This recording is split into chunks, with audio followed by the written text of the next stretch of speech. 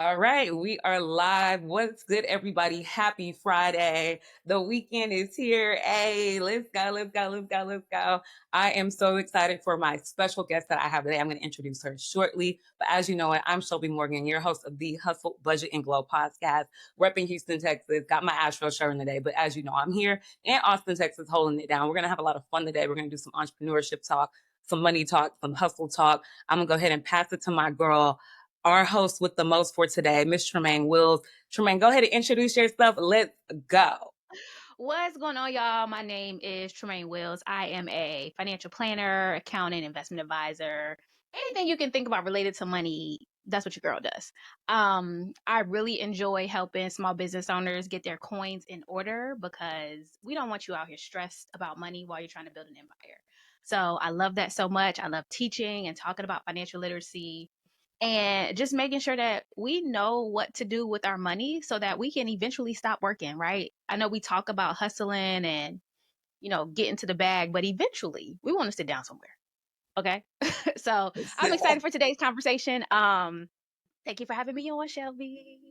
So happy to have you. So you heard Tremaine, you got this. If it's about money, count her in it, period. Okay. She loves a coin. She loves a check, loves a bag. She wants to sit down and rest. Honey, so I want a soft life. I expect nothing less, period.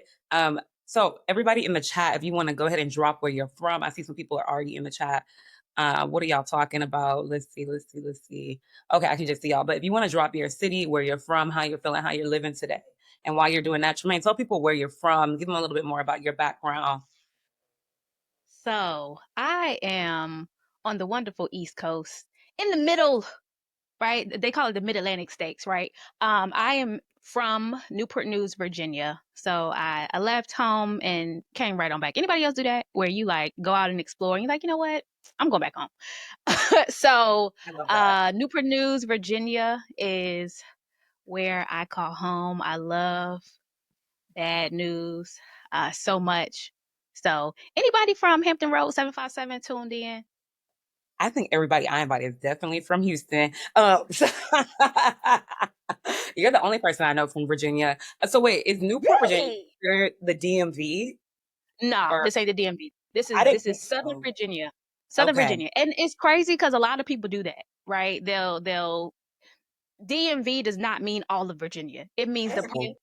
yeah, it's like the little top triangle of the state that's close to the DC area. So us 757 folks, we actually get offended when somebody tries to lump us in because it's not the same culture. Y'all get offended. Yeah, Really? this is not the DMV. This is the 757. Okay. How many hours are you away from the part where it would be considered DMV? Yeah, it's like 2.5 hours, depending on who's driving. So Okay. How often do you go to the DMV? We want to know. I'm actually going up there after we talk today. Okay. Wait, do you not want to go? Do you not like going? Oh no, it's not that I don't like it. It's just it's a different culture, right? So the Northern Virginia area is heavy government contracting, like that's the lifestyle up there, right? Lots of people, lots of traffic, right? Right. The 757 area is much more like military and it's a little bit slower paced, right? It's a Suburbia? different. It's giving suburbia, relaxed, pickleball courts. It's kind of suburbia, but not really. It got some Okay. pockets of ghetto. So Okay, pockets of ghetto mixed in the stuff. Love it. I mean, it really sounds like fun. I need to book a flight. And it seems like that's where the money is at. So I need to come do my show there, apparently, so I can get a good mix. So, Virginia does have a good hub of small business. There's been like some new, I don't even know what to call it, awards and notifications about like Virginia becoming a great place to start a business. So if you're trying to get connected with really? the folks, we're not, we ain't Silicon Valley or nothing, but Okay, but I like the idea of going somewhere where it's not super prosperous yet because you can build off of that. That's like an opportunity for marketing. So, I mean, I didn't lot even of know that about opportunity. Virginia. I had no idea it was like the next place to be. It's the hub. Like, I need to pack up today.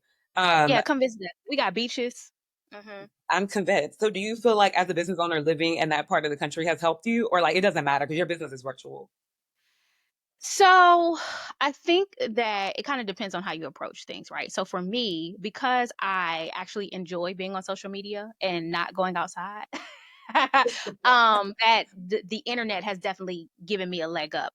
This heart of the state has not always been, a business savvy and, hosting a lot of entrepreneurial events. So like 10 years ago, it wasn't like this, where Right. there were lots of accelerator programs and all that kind of stuff. So it's been nice to kind of see that kind of stuff build up, but it was not always a we're moving faster, we got stuff to do type environment. It was very much laid back. We getting this military money, teachers, and the comfortable stay in your job until forever lifestyle, right? And there's nothing wrong with that, right? There's nothing wrong with that. But as for me, and always on the go, like, okay, how we get to these next coins? It Right. wasn't the most conducive environment for that. No, gotta catch them all. Gotta catch all the coins. We don't have time. We are on the go. Okay, yeah. So since you are on the go, since you are busy, you're traveling a lot. You do a lot for your business. Tell people a little bit more about your business and what you do, how you got started, and what it means to you. Ooh, child, how many time we got? So, um, so my company's called Mind Over Money, and I came into this space because I just hated the place I was at. I started working with a larger Fortune 500 company in financial services, and it was very much widget based. How many people can you steal from other firms and bring their assets over here? And I felt like a just a number. Like at any moment they could replace me and somebody else would just do the job, right? I Right. come from a service community background. Like my mama has volunteered and served in every organization I have participated in, and a lot of those programs she's still supporting, right? And so there's relationships that are built and people are doing life together. And I had this understanding that, my job should be similar to that, where it wasn't just something I was doing for a check, but you're developing relationships and getting to know people and growing together. And that was not happening where I was at. It was very much go in here, do the job, go Mhm. home. And I Right. didn't like it. It didn't align with my values. So I left, came back home, and I was like, okay, well, what I'm gonna do? I done learned all this stuff about investing and how other people manage their money. Maybe I should like teach my community about that. So Right. Mind Over Money started as financial literacy. I was doing workshops in the community. And I was scared to like touch the investment stuff because I was like, I look 12. Ain't nobody gonna listen to me talking about no investments. I don't come from millions. So there was like all this imposter syndrome stuff happening, right? And eventually, I put my big girl pants on. I was like, you know what? I got these investment licenses. I'm finna use them. So Okay. I built on giving support with budgeting and debt payoff plans to, okay, we're going to help people invest, grow their investment accounts, do comprehensive plans. And then from there, my clients were like, hey, can you also do this? And so then we started doing tax services and accounting and bookkeeping services. And I got my insurance licenses back. And now we got a full fledged financial services company. And it Right. all started because I decided I wanted to grow and do life with people instead of just being a transactional style advisor. I feel that. And no, they will replace you, honey. If you left today, your job will be posted by Okay. Monday. I can promise you Okay. that. And And they yeah, will I pay just someone half the didn't money like they it. paid you. I didn't like it. And it felt like anybody could do it, right? It wasn't personable or anything like that. And honestly, part of that came from me being in a community that wasn't I was in Pittsburgh, y'all. So I don't know anything about Pittsburgh, and I was in the suburbs of Pittsburgh, so there wasn't a lot of people that looked like me, and already there was, the struggles we have to face when we're in environments that just are not safe. I was facing Right. that, and I had come from an HBCU, so I went to Hampton University. So coming from Okay. Hampton to go to suburbia Pittsburgh. Pittsburgh, it was like culture shock. What a transition, honey. Not Hampton to Pittsburgh. Okay. Yeah, yeah, Could I yeah. can't imagine. Like, like especially I feel like back in like the 2010s when we were like entering like the workforce out of college, like things were so different. Like you had to be even more buttoned up than I feel like you needed to be, especially as a Black woman, right? Like you are, it was probably like you and one other person at the company, right?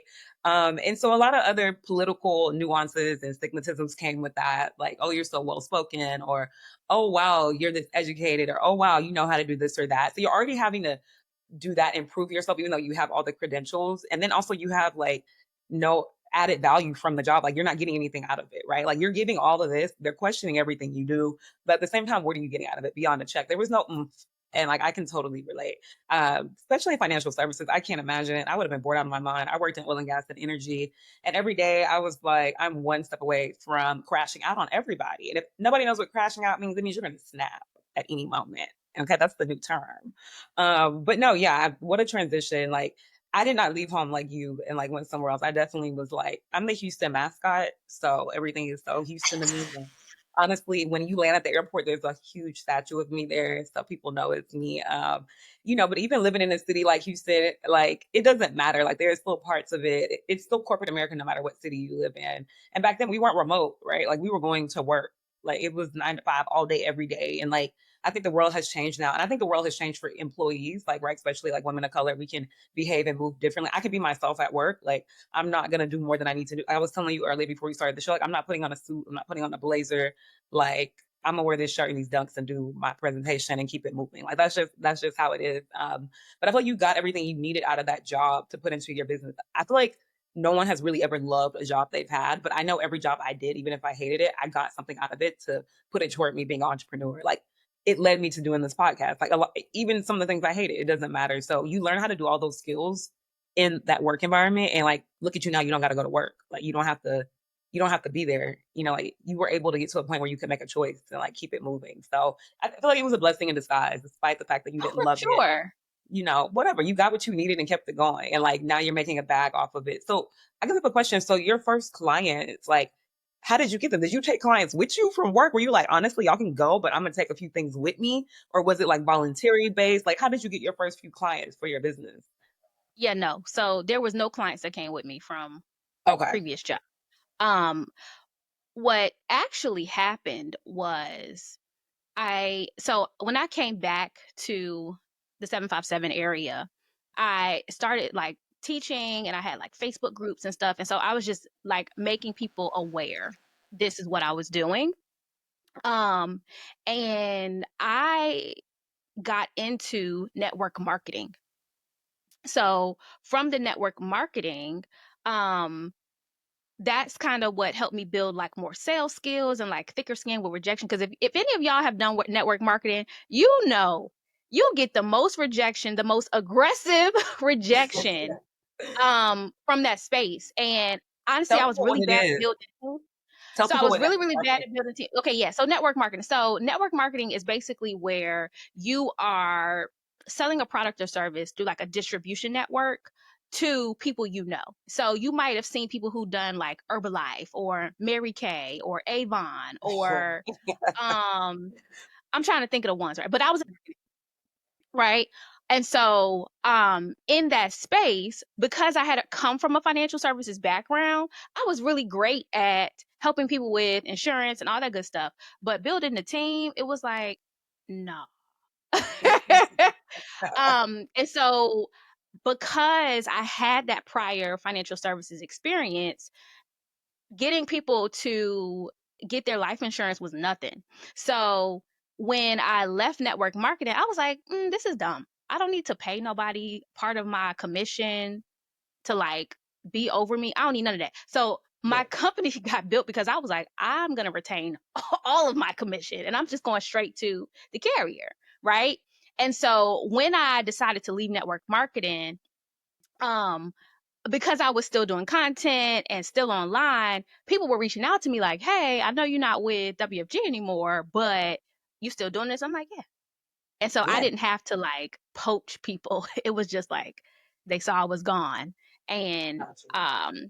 had completely separated my branding. So uh that's how we kind of got into this lane. It was I don't need network marketing to help me build a brand. I can have a completely independent, self-sufficient, standalone firm that does exactly what I 100%. needed to do, how I needed to do it. Um, yeah, but that's a whole nother conversation. Network Right. marketing. Hold on, Listen, terms. I mean, you do what you need. I don't know what happened to Avon. I don't know if they still exist. I don't know what happened to Mary Kay. I think I've Mary seen Kay one. still exists. I know a whole Do bunch of Mary they? Kay. Yeah. What? Who's buying Mary Kay that you know? Quite a few people, actually. No way. Yes. How old are they? They vary in age. I know people young as like early 30s. Buying Mary Kay? Yeah. When's the last time you bought some Mary Kay? Well, I don't count because, you know, Okay. Okay. but Because I do know people. Just because I don't buy it or just because you might not buy it doesn't mean there isn't a market for it. And that's something else I learned too. Is like true. there is a market for nearly everything, right? As long as you can showcase the value of something, right? There's typically a customer for it. So yeah, don't sleep Mary on Kay's the Mary. around. It didn't go bankrupt, but I'm just saying I don't know anybody. I don't see any trucks driving around here. But back in the day, I mean, I stayed buying Mary Kay from my grandma's Friends of the Church little magazine. I always got Mary Kay and Avon. Okay, that's the bubble bath. I remember all that stuff. But am I gonna go? I'm not gonna go get it now. I'm going to Sephora or Ulta. Like those are just my choices. I'm gonna order it online. I'm not gonna call Mary Kay to drive up in her pink Cadillac and drop it off. You don't gotta cost. People have their online websites too. Mary So Kay's yeah. online now. They're advanced. Okay. They might want to hire you, bro. They need some help. Call Mary. No, they don't wanna hire me because I'm not a network marketing fan. So You're don't call done. me. You're done with it. So I have a question. Some people are financial coaches, some people are financial advisors. So I have a financial advisor at Edward Jones. So, but you've done both. So what would you consider yourself? Or what do you tell people you are? Yeah, so I am a registered investment advisor. Okay. Now, I'll talk a little bit about the difference between like all these titles because some titles require particular licenses in Okay. order to use them, which is why you'll hear people say financial coach, um, because they may not have a particular investment license or an insurance license or whatever. But a registered investment advisor is somebody who is able to give investment advice legally. There's a license that is required in order to do that. It's the Series 65, and that's one of the ones that I have. A One of them. financial How many do you have? 10? I have 3 Okay. investment licenses. And they do different things or give you authority to do different types of things. But a financial coach is somebody who focuses on helping people budget, helping you pay off debt. It's like the fundamentals of getting your finances in order. And they're not allowed to give investment advice, but financial coaches can be very, very helpful with people who are making great money, but they need some accountability. They need somebody that's gonna sit down and smack them on their hand and be like, hey, get back on budget, right? Right. But a financial advisor, an investment advisor, is somebody that's gonna elevate that what a coach can't do, right? Because a coach isn't allowed to talk about what stocks you should invest in, the return you need to get, how to diversify your portfolio. They can't make trades on your behalf. But someone who's licensed like me can. A So period. that's the difference between the two, right? The other thing, and while we're talking about this, one thing I like to encourage people to do is ask, what services does the financial advisor provide and what licensing do they have and how do they get paid? Because there's so many different types of advisors and what they're actually qualified to do. And because everybody kind of uses this umbrella term, you don't know Right. what people can actually do. And so, especially in this environment where the market's down, some folks are telling you to cash out your 401k, which you should absolutely not do, Yeah, right? you heard Tremaine, don't Um, do it. you want to ask so that way you can understand what kind of bias people have when they're Mhm. giving you suggestions around your money, because some people will tell you to do something because that's the only way they can get paid, right? If I only have an insurance license, of course I'm going to suggest insurance products because I can't get paid off of you doing investment stuff. Right. So having that kind of understanding will help you determine, you know do I take this advice with a grain of salt? Because how are you incentivized by what you're saying? Right. I mean, so basically, not everybody has your best interest or your money's best interest in mind. They have their best Correct, interest. right? Not everybody is a fiduciary. That's the term, right? You can ask, are you fiduciary? And fiduciary just means you're held by a standard, by a regulatory body that is going to take into consideration, are you acting in the client's best interest? People who are Gotcha. Series 65 licensed or who have a CFP, which is certified financial planner, these are fiduciaries, right? We got a body that's looking over us that's going to say, "Hey, you ain't acting right. I'm finna fine you. I'm finna shut you down." Right? Today. So that kind of additional level of accountability is important because you want to know that somebody that's talking about your money, they got somebody that's gonna keep them in check, Right. right? Versus somebody who doesn't have that regulatory um body over them, they might act a little crazy and tell you all kinds of stuff because who gonna check me, boo? Yeah, I'm gonna do whatever I want with your money. I love that. So I have a question. So you're an independent financial advisor, and then you have places like Edward Jones where I invest at, or Charles Schwab, whatever the case may be, Vanguard. So what are the pros and cons versus the big Ooh. conglomerate and using independent, investors like you? So Yeah, yeah. So this is a great question, right? It depends on the experience you're looking for. So there is some security that comes with going a larger conglomerate, right? Your Fidelities, your Charles Schwabs, your Edward Jones, they have thousands of advisors. So if your advisor ever leaves, you don't even have to switch platforms, right? Another advisor just steps in and can take over your portfolio. But you may not have the intimacy of being able to shoot your advisor a text message or send them a quick email and hop on a phone call really quickly, or somebody that's just a little bit more in tune with what's going on with your finances, mhm, because they don't have a book of business that is 150 clients, right? So for me, I'm not working one-on-one with 150 people. So when my client, like a client sent me a message today about something that was going on, I was like, "Hey girl, yeah, let's talk about this and make this adjustment. You don't got to right, wait until next quarter to get on my right, calendar and talk to me." And like I'm very familiar with what's going on because she's not one of 100, right? right, So that's kind of like the pros and cons, right?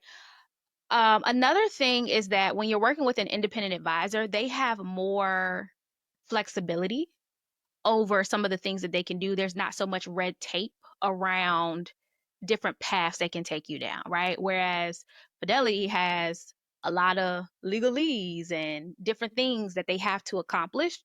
yeah, Um, Now I'm still regulated, right? There's right, still fundamental things I have to do, but you know, I can move a little bit differently because at the end of the day, I am the final decision maker. right, There's not levels of people above me that I have to like, oh, let me go right, clear this with XYZ.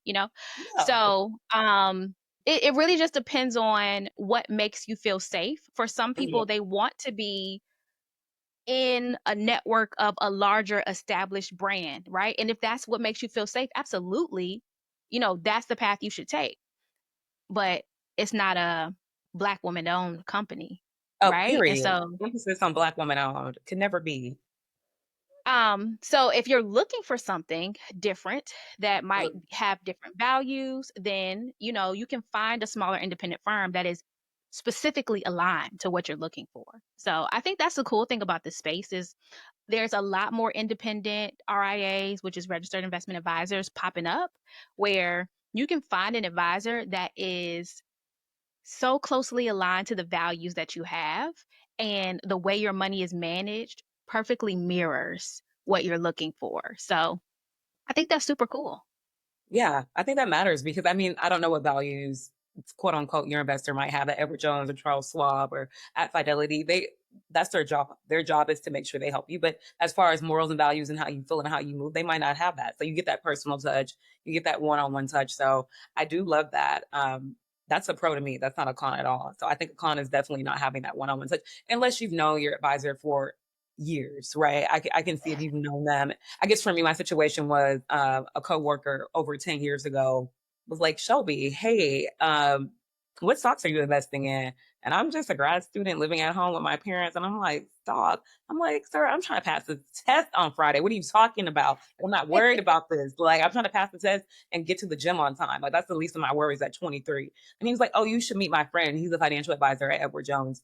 And I met that man, and he's been my financial advisor for ever since. So it was more of a personal touch. And I do have his cell phone number. I do get to talk to him, and I can text him or call him, but that is because of how it was introduced. Now, if I would have just made an appointment online, it would have never happened that way, because that man is super busy. He probably has 300 clients. So I do love the fact that I get that, because whether it's the doctor or the leasing people here at my apartment, I do prefer having a personal cadence with people. I'm very talkative.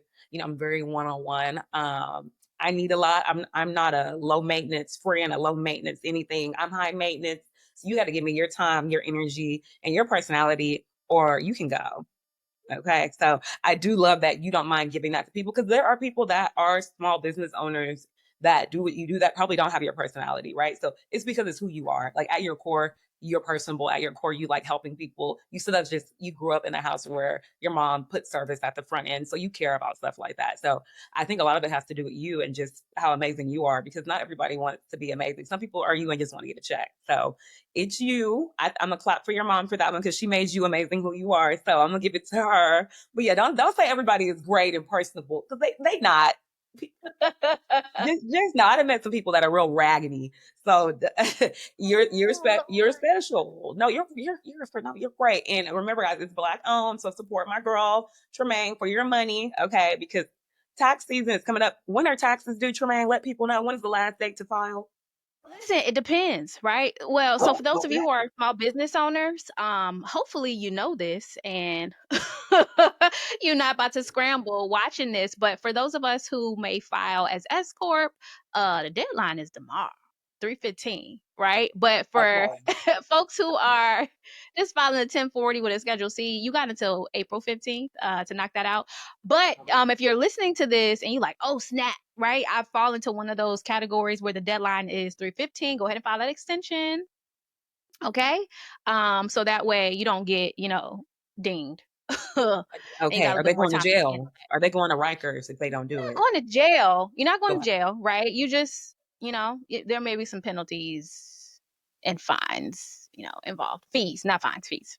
Feet. Okay. Nobody wants that. So, okay, what about this? So, for some small business owners, you can file under your personal taxes.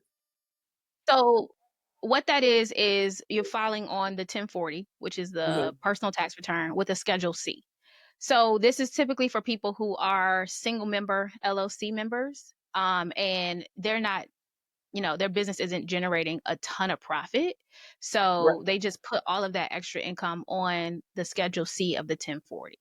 So, and if you kind of listening to this and you're like, I have no idea what she's talking about, and talk with an accountant just to make sure that you are in the appropriate tax structure. Because if your business is generating profit, 50, $60,000 a year, it's probably time to switch to an S corp, and there's Gotcha. different tax forms required for that.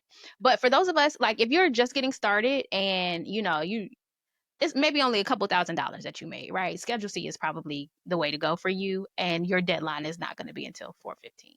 Okay. So the people that are making under 50K a year can fall under their personal taxes. And the people making over that, it might be time for you to switch.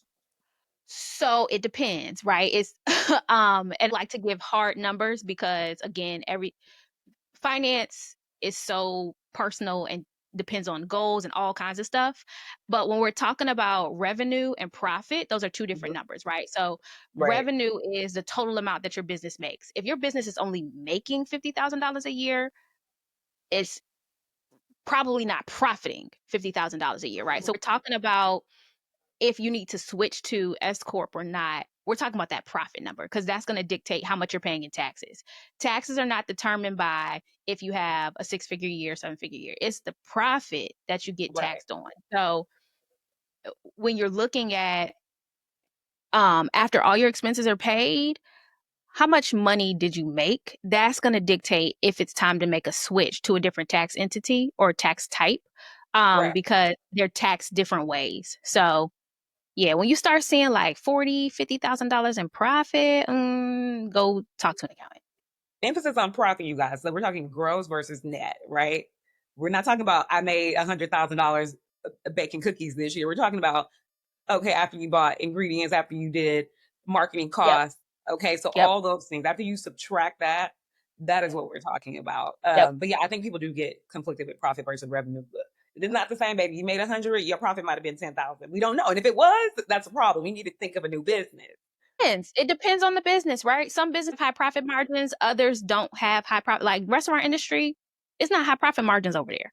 But if we're talking about a service-based business where you got low overhead, we Right. need some profit margins that's like, 60, 70, 80, 90 even, maybe percent. Right. We need So to be a little higher. Yeah. I just use baking because I have a bakery as an example. But yeah, it's a lot harder because sometimes materials are relinquished. Not everything can be used. I gotta throw away stuff or it yeah. goes bad. So for me, I watch everything because I'm not trying to make a 2% profit. If not, I can't be Betty Booker.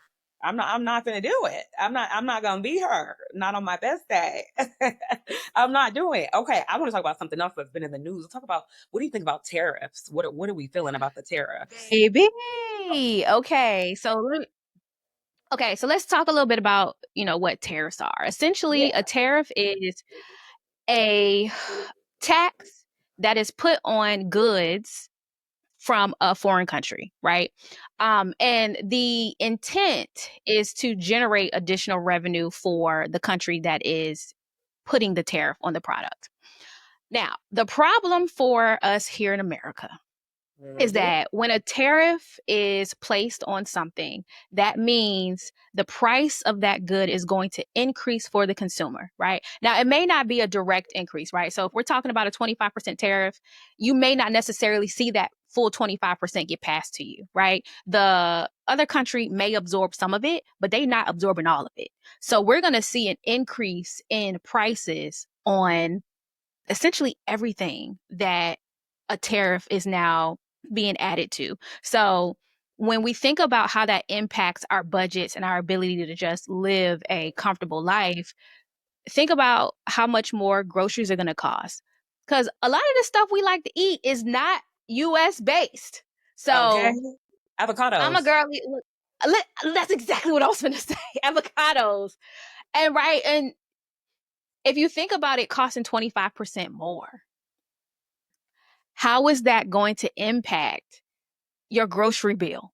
Right? We already was complaining about groceries being more expensive. Now we're adding a tariff on top of that for particular items. Eggs. Listen, It's about to be quite now, $30. the problem with eggs is there is a bird flu issue happening, right? And so our supply is in trouble, right? So that's not so much being impacted by the tariffs. Like that's a domestic issue we're facing. But if we got to bring in eggs, oh, Eggs are more, higher. more.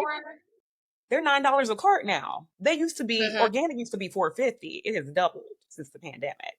But they're domestic, but it's a prop. I'm gonna buy a couple chickens. Yeah. So the other piece of this is we're gonna see prices increase on our products, but one of the things that conversation has been about, well, what happens when the tariffs are reduced or taken away? Are we going to see prices decrease? And that may not be the case, right? If a company sees that people are buying a product at a higher price, what incentivizes them to reduce that price if the market says they are willing to spend a higher dollar amount, They're gonna buy right? So that's regardless. the danger of this tariff conversation is we're going to see increased prices, but that increased price may sustain after the tariffs go away. And that's nobody wants to pay more just because the market says, "Oh yeah, we'll pay more." Like I don't want to pay more just because everybody else is like, "I must have this thing." Nah. No, I don't want to pay more for avocados. Like at this point, I'm gonna grow a tree on my patio. I don't want to pay more just I did because you start feel growing like. an avocado tree. I did Okay, start did growing you grow it avocado. from scratch? Did you like take the seed and start growing it, or you went and got one from Home Depot? Uh-huh. No, from scratch. But you know you got to make them right for it to produce avocado. They okay, so you took the seed out, you wrapped it in the wet paper towel, put it in the bag, And and put then it when in you the got, dirt. yeah. So has it started growing an avocado on it? It starts as a tree, so it's sprouted up. But you gotta mate them. It got some leaves. Yeah, Look, you gotta mate them. ain't tell me all that. I ain't get that far. Keep me So I posted. mean, I ain't get that Keep far. me, I ain't get that far. but you better learn because they about to go up. You better learn how to get the trees Don't say propagated. that. Oh, well, I'm just saying. Okay, so let's talk about how it can affect the everyday small business owner. We got jewelry makers. We got people that get Mhm. their beads, or people that do t-shirts at home. They have their screen printing machines. They're ordering stuff from there. What about people that run businesses out of their home that need stuff from other countries? What are they? They're ordering from Alibaba. Remember Alibaba? What It's gonna about cost those more. people? It's gonna cost more, and like that's what you have to think about in your pricing structure. So I'm glad we're talking about this. One of the things that kills small businesses is pricing appropriately. And what we're going to see now is there, of course, us as the consumers who are buying things that are coming from a different country are going to pay more. But there's Mhm. also going to be an increase in price on things that are domestic if they leverage outsourced resources to build whatever product or service, right? So, not service, product. Um, so the thing that small businesses need to be mindful of is how are you going to increase your price in conjunction with your higher cost of goods. So, like you're talking about jewelry making or even right?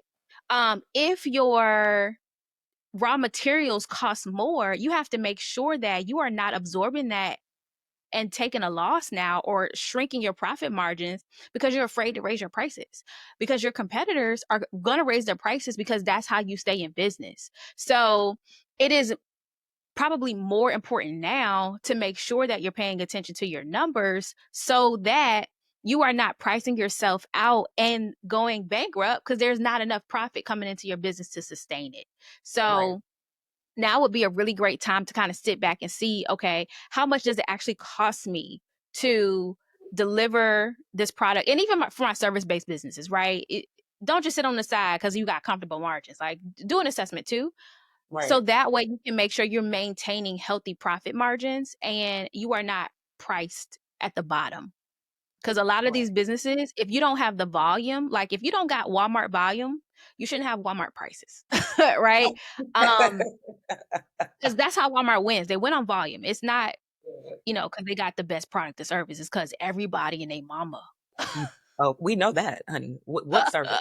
is Okay. buying it, right? But if you're a small business, now's the time to think about, okay, how can I increase perceived value of the thing that I'm delivering so that I can increase the price? So do you think in a way this can help a lot of businesses scale back? Maybe it's not a threat for everybody. In a way, it could be a positive thing for some people and help making them look at their numbers. If they look, I think Okay. for many of us, we kind of decide like I'm just going to sell more instead of being efficient with my resources. And of course, you always want to sell more, but at the end of the day, businesses, many businesses fail because they don't have cash flow. So I think that for the people who decide to pay attention and leverage technology and AI and really just kind of lean into how to become more lean, they will survive and do well Mhm. and probably thrive, right? Because everything is going to come down to becoming efficient and increasing profit margins.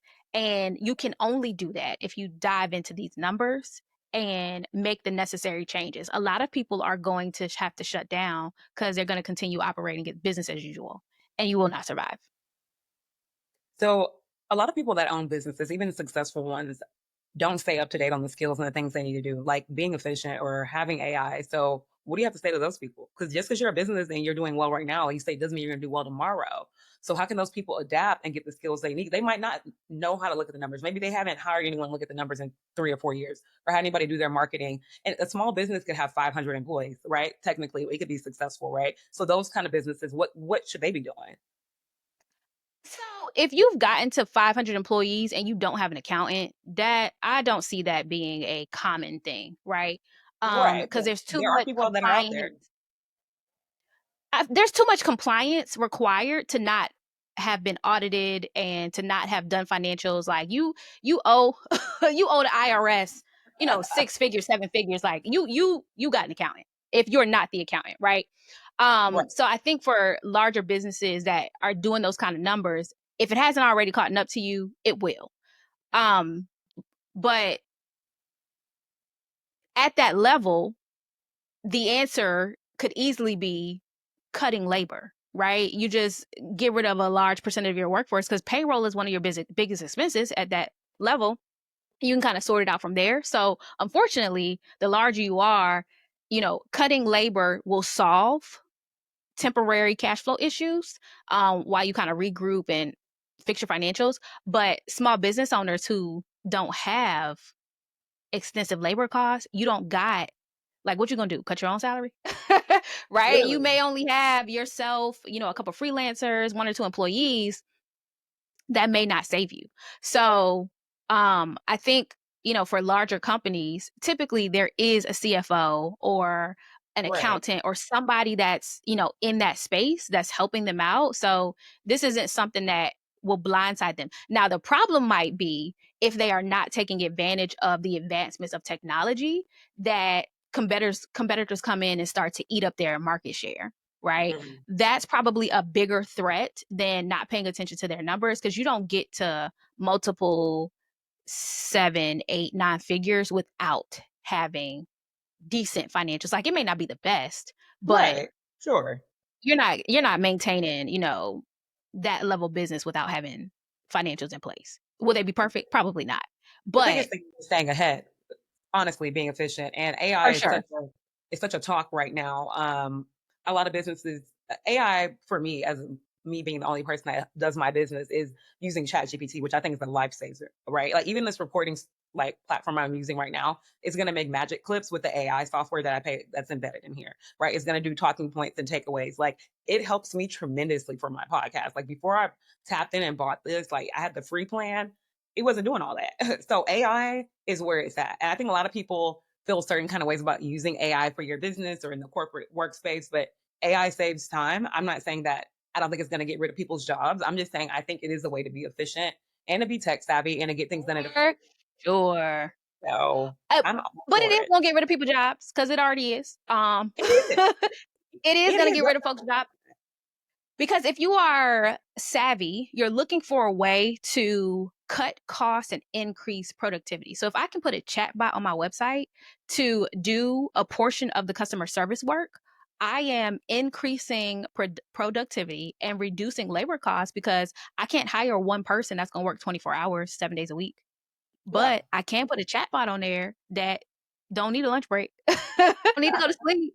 So that kind of stuff, it does make a difference and it helps you reinvest those dollars somewhere else, right? So like you were saying, you're not only are you investing in a tech tool that does stuff for you for a fee, it buys your time back. So now you can put your time into something that's a higher revenue generating activity, right? And that's what's helping people win. It's not just, oh, I got all these tech gadgets and gadgets.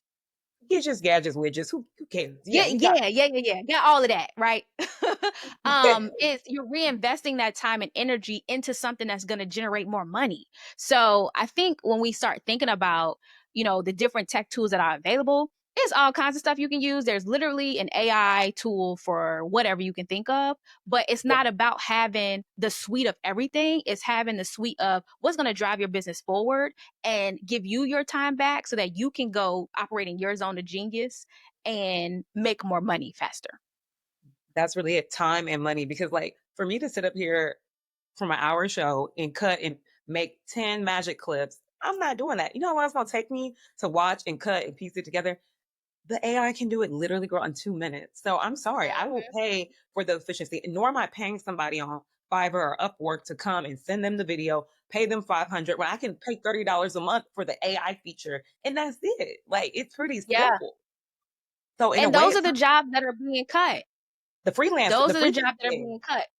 the Freelance freelance gigs. And gig. unfortunately, for many people, freelancing and doing some of these lower level tasks was lucrative, right? Especially during the pandemic. Like, oh, you know Okay, how to edit podcasts, you do video editing, um, you know, pull in contact information. Like now there's AI tools that does all of that, and it's not going to cost me, $10, $15 an hour. It's like you said, $20, $30 a month. Right. And I don't gotta communicate back and forth with somebody about, improving the deliverable. It's click, click, click, click, click. This is what I want. Boom, I got a template for it. Right. You run it. We don't got to do all that. I have a Upwork profile, but I think it depends on what kind of service you're providing. Like if you're providing Exactly. skills that I can get the AI to do, I'm not paying for it. Like I'm providing learning and development skills, like HR perspective, right? A robot can only do so much unless you're doing like prompt engineering and you're building out the LMS tool for the website, more technical. But if you really want someone to sit up there and do like corporate coaching and training, that's totally different, right? Like you need me to Mm-hmm. come in and do it. But there are certain skills that the AI is going to be able to do better than me. I can't do all the build out in the LMS system, so they don't need me for that. Now I could log in and do it and take my time and build out a course, but the AI can do it in 10 minutes. So it's like, in a way, it's taking parts of my job as well. But I mean, you just got to stay up to date. You got to think about one, what am I offering? What are my price points? Like you said, those are $10 to $15 an hour. First of all, I hope you charge it more than that, because if you charge $10 an hour as a freelancer, I don't know where you live at. You live in Backwater Woods, Idaho, because you're not making no money. Because I don't know where you live. I don't know what city you live in, because rent is high. But all the best if you charging that. Might as well work at Costco. I think they pay 30 an hour. You're better off at the Costco.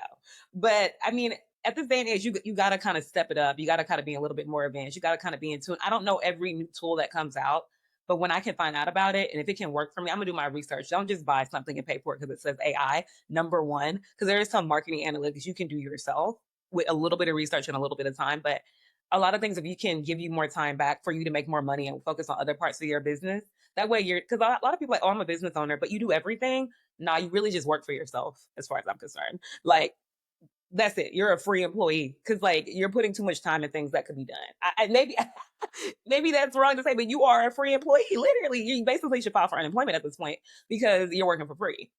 Uh, that's just my hot take for the day. That is not to shade anybody, but like do the math, do the numbers, do some research, call the AI up, do something. Like help yourself. Like don't just sit and think that was what was working in 2020 is gonna work in 2025. Oh Because yeah, no. it is not. It doesn't matter if you're a business owner or a corporate employee, because the new kids that just graduated, they're graduating in May, they're already more advanced than me at certain things. I've been out of school for 10 years. So it's like, I might not want to go back to school and get certain skills, but I do have to update the skills I already have. Same thing for a business. Like, it's up to you. Like I said, free employee or you can get paid. Up to you. Do what you want. You figure out what, but in the unemployment thing, maybe I shouldn't have said that, but you know, in hindsight, I'm just I try to give raw take, and that was a raw take. But looking at But I mean, to a certain extent, it is true, right? Because a lot of us, we are adverse to investing in our business, and Mhm. we will DIY the heck out of everything, right? And so you start DIYing, tasks that could be assigned to a VA or tasks that could be assigned to AI, and it's a $4 an hour task, and you should be focusing on activities that are 125, 200, $250 an hour activities.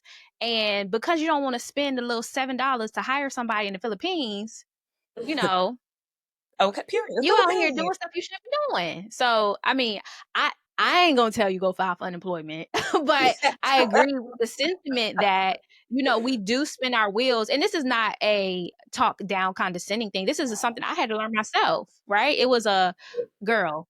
You charge $500 for an hour consultation. Why are you organizing your emails? Hire an assistant. Oh, okay. So it's like that kind of level of clarity and just being honest with yourself. Like, why are you doing stuff you need to pay somebody else to do so you can spend your time doing things that are generating income?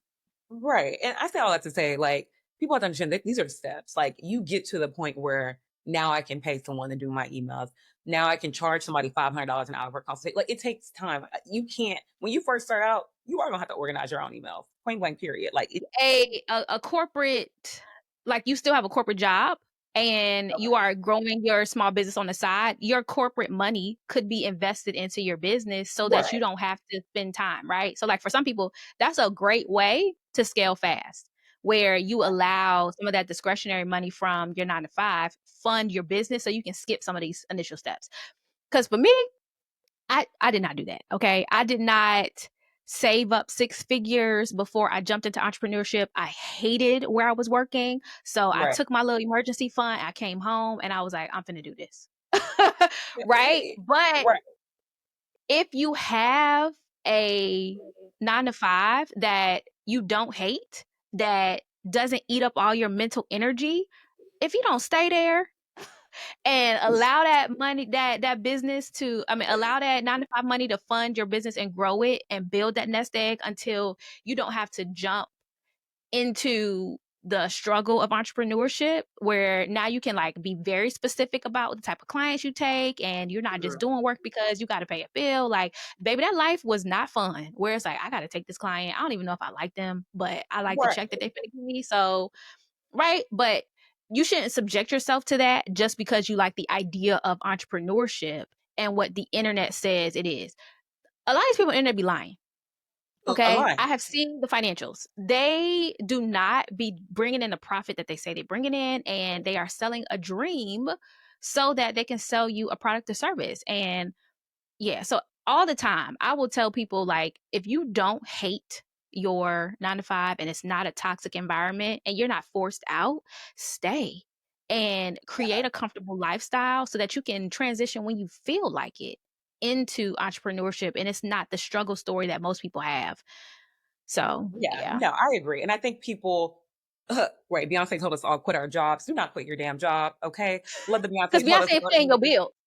Beyonce ain't paying your bills at all. I mean, we're paying hers. So there's that. But like a 9 to 5, there are pros and cons to 9 to 5. I feel like I've done my time in corporate America. I worked in corporate America since I was 19, whether it was internship or part-time or graduate externships or whatever. Like you have to do your time in corporate America. I think you should learn what it's like to work for somebody else before you want to work for yourself, just to acquire like Mhm. certain skill sets and assets, right? I can say that in like my mid-30s, right? Like I learned a lot. A lot of what I do now for myself is because I learned at those jobs, just how I move, how I interact and engage with other people. I got a lot of that in college, but more so in the real world in corporate America. So you're 9 to 5. First of all, if you are going to leave and jump into entrepreneurship, make sure you have enough money to pay your bills. Before you have enough money to go be an entrepreneur, make sure you can pay for your cost of living. Have that set up for at least 6 months. And then on top of that, make sure you have some money for your side business. Because you can't just have enough money to, oh, I can go start my business now. How are you going to pay your rent? That's $2,500. How are you going to pay for groceries? And what if you have a family and you have a partner? There are a lot of things that go into it. So a 9 to 5, like you said, can be great. Again, stay if your mental energy isn't drained. Stay if you are respected. Stay if there's career growth. Hell, some people start making $1 million and they're still at their 9 to 5. It doesn't really matter. It's what works for you. I was more on your end. I was tired and mentally drained and didn't want to be disrespected anymore. So I walked away from mine, but I made sure I did the first part, which was be able to pay my bills. Number one, we don't want you being a homeless entrepreneur. That does not work. There is nothing wrong with saying you work a 9 to 5. I think a lot of people want to glamorize entrepreneurship life. A lot of that's not true. You don't really know what they're doing behind social media. So plus one of what you said, honey, because a homeless entrepreneur, I ain't never seen them make no money. Okay. I don't want to see a TikTok of you trying to make it out the car. We're not doing that. You can't call the AI to get you out of that. That's what the AI is not qualified. The AI can only do so much. With AI don't pay bills and AI don't make sure you have a roof over your head. So move smart with your 9 to 5. Don't let anyone make you feel like, oh, you have to do this, have to do that. Like, don't let people gaslight you into being an entrepreneur. Back to the ideation part.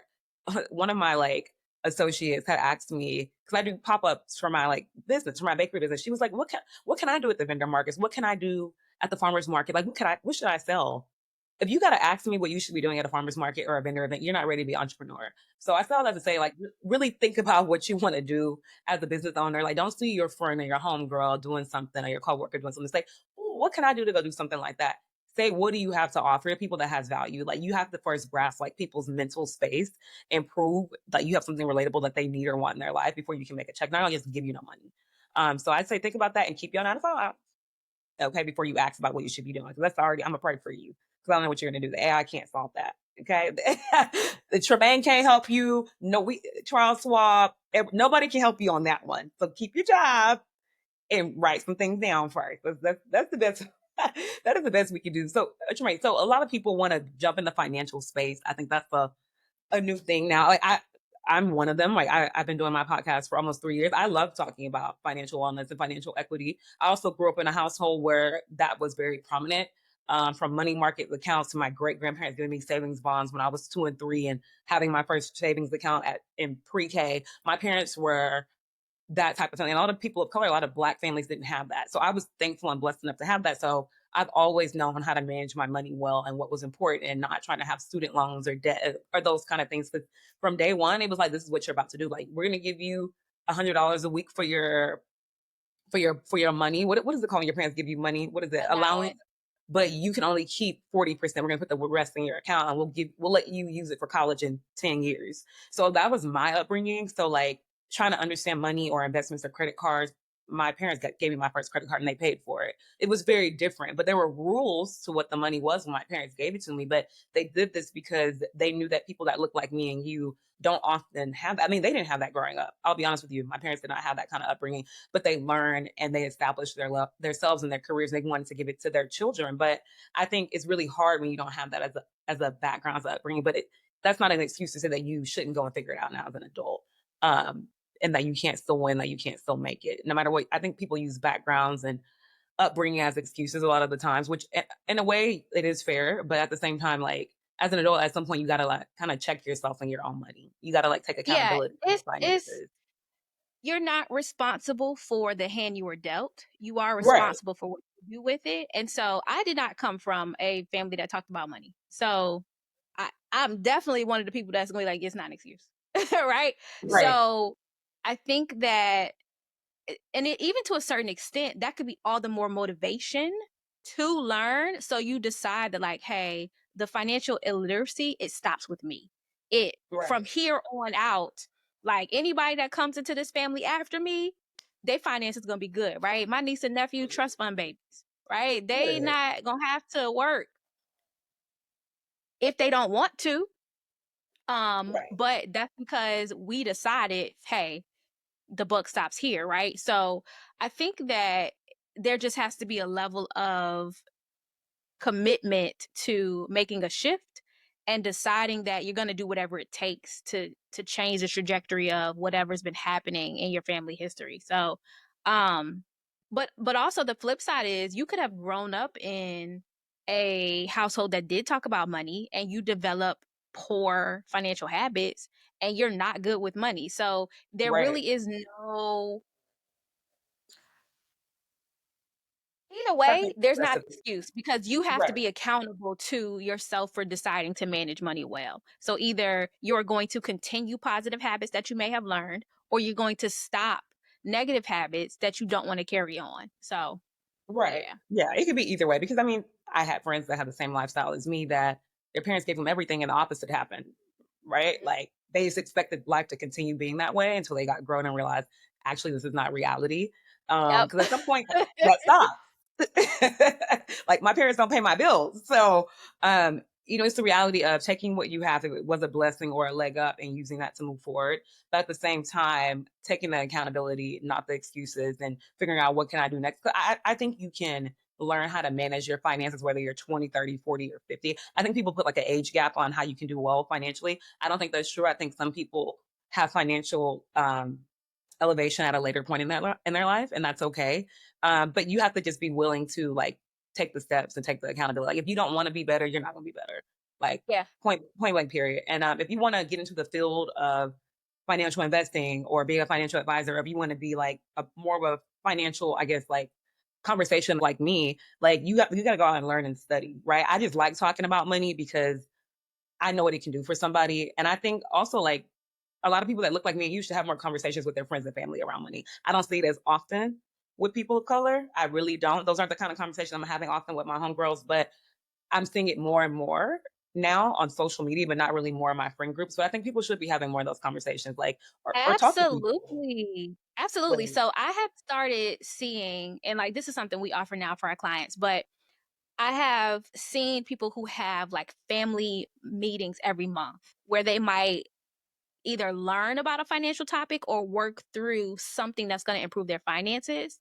Um, I was at an event last week in Vegas, and one of the participants was talking about how her family started a trust. And I was like, that's dope, right? You don't Oh, hear for people who are of color, right? You're starting a family trust, and now everybody is tasked with doing something that's going to improve their personal finances so they can contribute to this family trust. And so a simple thing that you guys can do for those who are listening is identify a cadence where you can pull your immediate or extended family together once a month, once a quarter, to talk about money and to help people kind of push to the next level, right? Whether it's cleaning up credit or making sure everybody has a budget, make sure everybody's saving, putting money into retirement accounts, right? Whatever the case might be.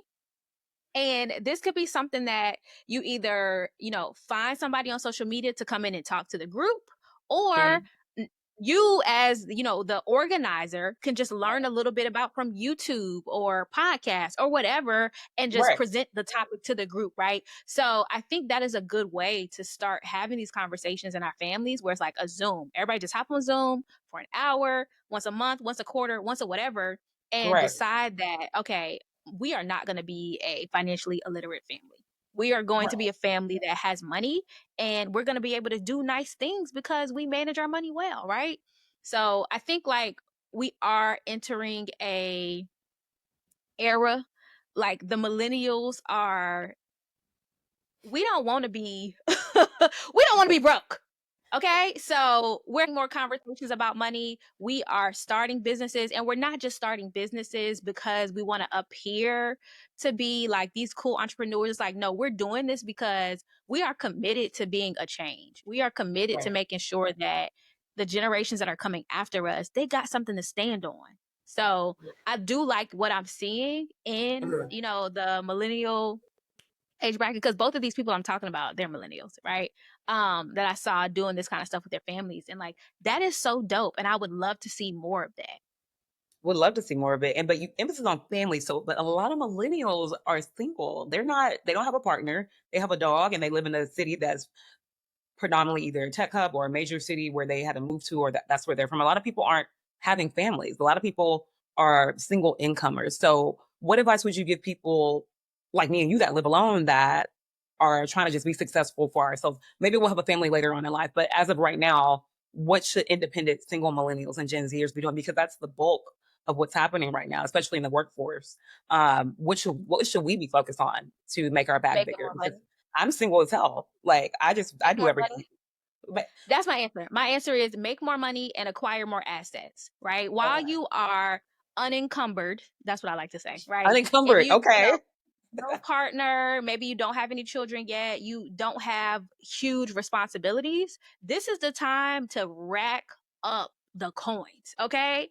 Um and Step one. acquire assets, right? So you can position yourself so that if you do get partnered, if you do have children, there is wealth there to build on, and you're not trying to navigate doing this later when you have more responsibility, right? So there is, while a lot of people don't like the idea of being single, and some people are out here like, I gotta find a partner in the next 90 days, right?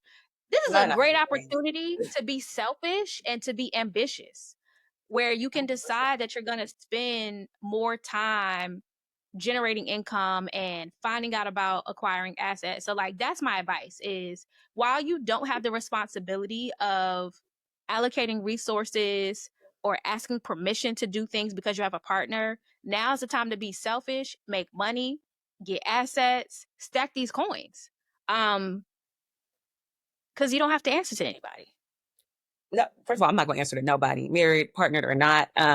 We can have a conversation, but permission is different. We have to do another podcast on partnership and coins because that's a whole different topic. But plus one of that, I think while you are single and grinding and trying to be your best, so especially in your late 20s, early 30s, mid 30s, I think 25 to 35 and even up till 40 is like a point in people's life where they're just trying to figure out like how can I be as successful as possible. So while you have that opportunity, think of other avenues where you can one streamline and get more money from your outside of your 9 to 5. If you don't have a 9 to 5, how can you continue to grow as a freelancer or as an entrepreneur lucrative where you're not putting your time into a million things, but you're putting time into things that actually have value and that can actually make you more profit as time goes on. And I think a lot of times millennials and Gen Zers see things online. They're like, oh, I can do that too. You don't have to do everything you see online. You have to do everything you see on social media. You can literally have 2 or 3 streams of income and really get really good at those 2 or 3 things and be successful. That way, when you do get that partner, y'all can have financial conversations. If that's something you want. If you don't want a partner, that's fine. But let's just say you do, y'all should be on the same page when it comes to finances and growing that generational wealth. That way, when you do have a kid, y'all can start having those family meetings. But even if you don't have a partner right now, per se, you can still have family meetings with your parents. Like, because what they did when they were 30 years ago is different from what you're doing now. But maybe you can still learn from them. But again, you have to act like you said, you have to have these conversations because a lot of times I don't think people know the struggles people even went through in their family. They might see it, but they don't really know because they don't really ask.